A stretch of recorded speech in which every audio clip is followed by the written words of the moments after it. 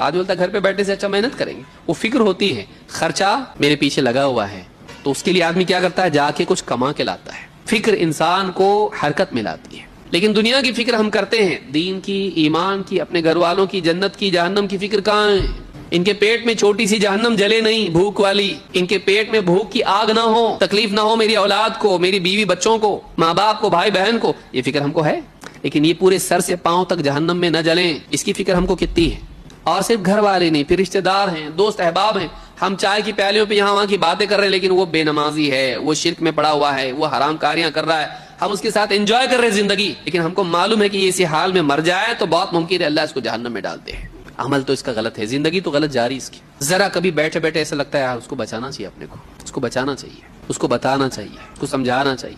گویا کہ ہم لوگوں نے آخرت کے عنوان کو ایک علمی مسئلہ بنا لیا ہے, ایمان کا نہیں.